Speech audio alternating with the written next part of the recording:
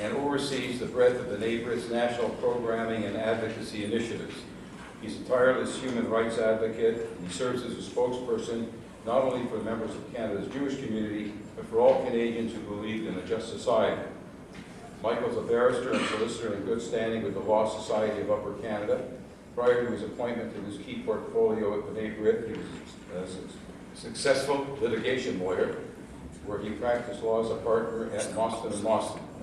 In his role with B'nai B'rith, Michael has been included in many official delegation ceremonies, has provided expert testimony before parliamentary committees, is a regular guest speaker on topics around justice, national security, the state of racism in Canada, and more. He also acts as a media spokesman and is routinely asked to comment on record on various issues that affect the overall safety and interest of the Canadian public. Mr. Mostyn.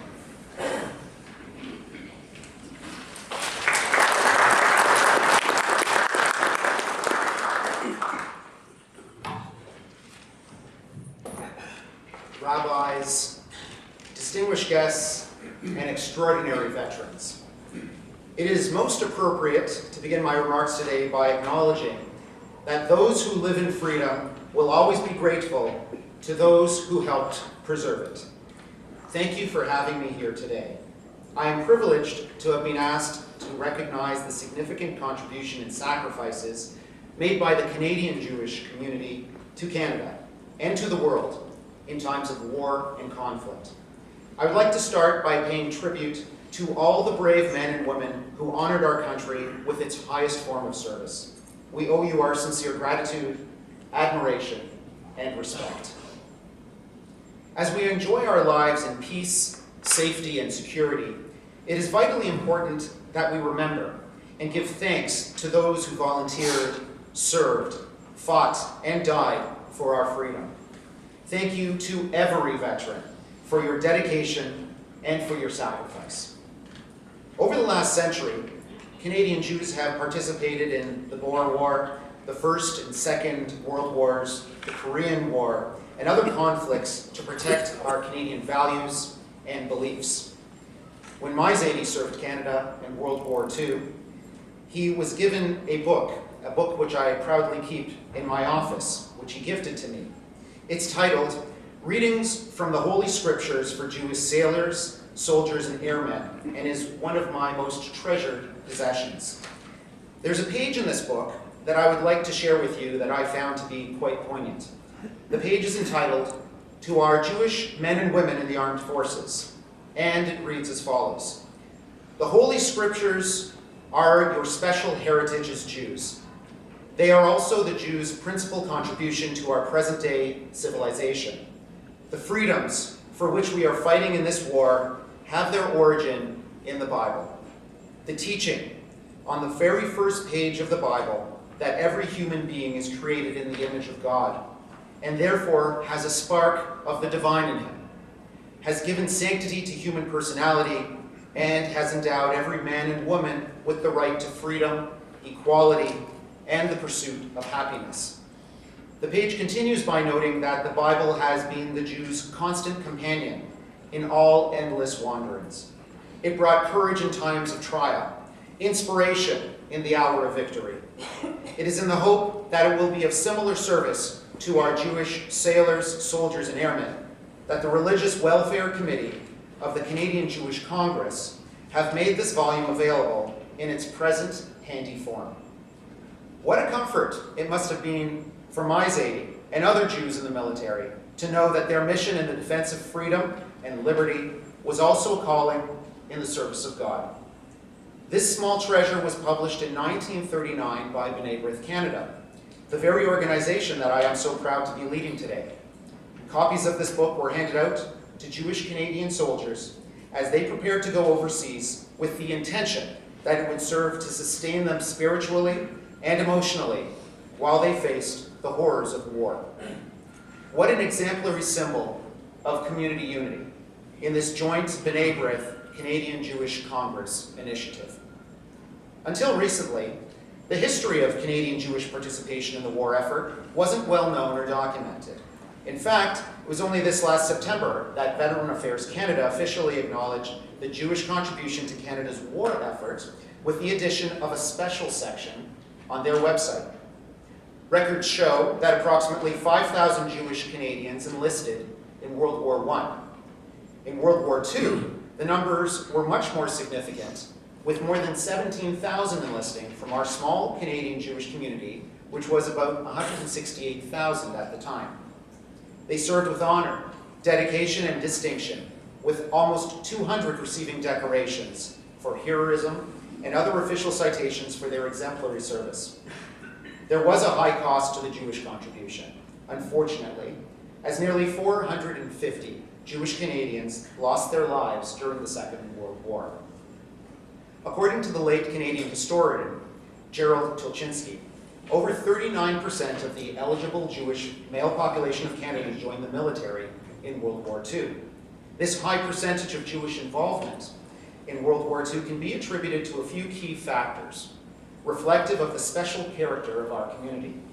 First, we must recall that most Canadian Jewish families of that generation came of age at a time when anti-Semitism was still very much prevalent in both their personal and professional lives.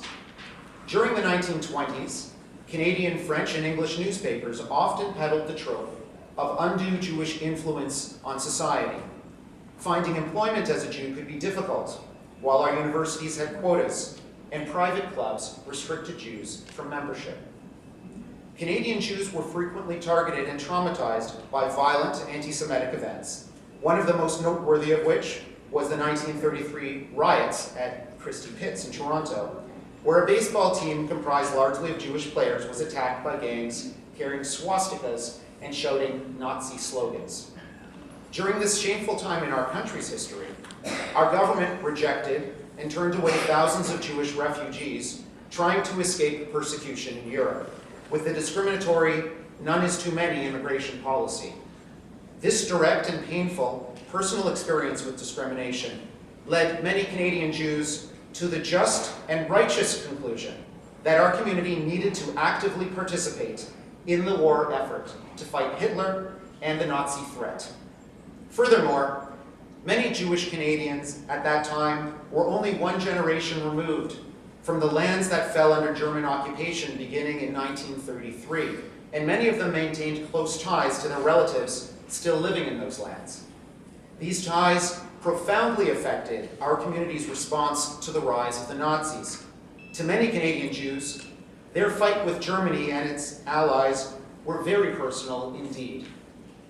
Of course, in a broader sense, our community participated in the fight for democratic values and freedoms for all people, values that have always been at the core of our beliefs and principles. Throughout this dark period, Canadian Jewry learned more about the horrible accounts of Nazi racism, which escalated into the nightmare of Hitler's methodical genocide against the Jewish people. In the words of Prime Minister Winston Churchill, "Victory at all costs, victory in spite of all terror, victory however long and hard the road may be, for without victory, there is no survival." Nowhere did these words ring more true than in the minds of service-age Canadian Jewry, witnessing the impending annihilation of their fellow Jewish brethren in Europe. By way of just one example among hundreds, that double threat is what motivated Maxwell Lerner to sign up. Maxwell served in Italy with the Royal Canadian Army Medical Corps. "The reason I enlisted," he said, "was a strong feeling of my roots, my Jewish roots. While most Canadians were fighting to perpetuate a certain way of life, I was fighting for the very life of my nation." Finally, Jewish communal organizations and synagogues at the time were very encouraging of both Jewish enlistment and the support of war efforts. Jews had more reason than most Canadians to enlist, given Hitler's war of extermination against Europe's Jews, and Jewish organizations, in part to counter anti-Semitic claims that Jews were not doing their part, worked hard to encourage enlistment. Hirsch Wolofsky, the founder of the Jewish Daily Eagle, wrote, "We must do more than our share, more than is expected of us." In 1939, mere days after Canada officially declared war against Germany, Canadian Jews were observing Rosh Hashanah at synagogues across the country. This presented a great opportunity for congregations to rally support for their patriotic duties, and many sermons encouraged Jewish participation. In a New Year's speech from Holy Blossom Synagogue in Toronto, Rabbi Morris Eisendrath said, "We of the household of Israel, who have been so singularly blessed within this empire, must do all in our power, with might and main and means and men, to help God to fulfill his ancient promise to bless those who bless us." Another Toronto rabbi, David Mostyn of Beth Shalom, ran a recruiting campaign and then enlisted himself as a Jewish chaplain at the innocent age of 23, bravely traveling overseas with our Canadian troops. I'm proud to note that, like many Jewish organizations, B'nai B'rith Canada played a very active role in the war effort.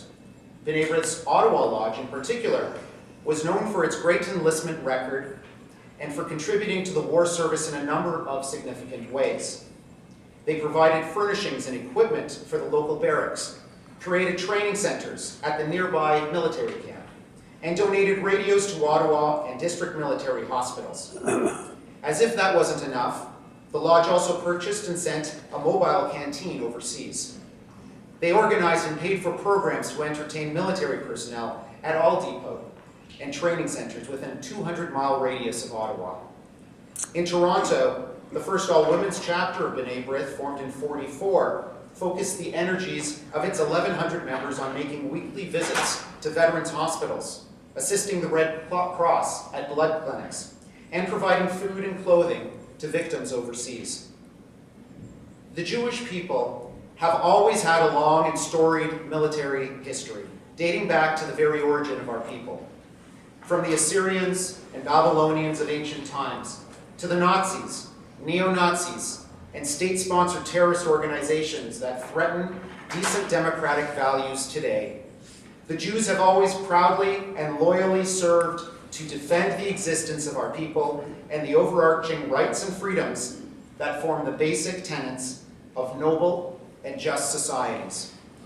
It has always been the duty of our Jewish community to participate and lead in the efforts of all humankind to protect those fundamental and unwavering values, no matter what the cost. It has been my privilege to be here today to honor Canadian Jewish veterans and all of our veterans in Canada who have so humbly and selflessly and courageously offered themselves in the defense of the freedoms that we all cherish every day of our lives. We thank you with all our hearts.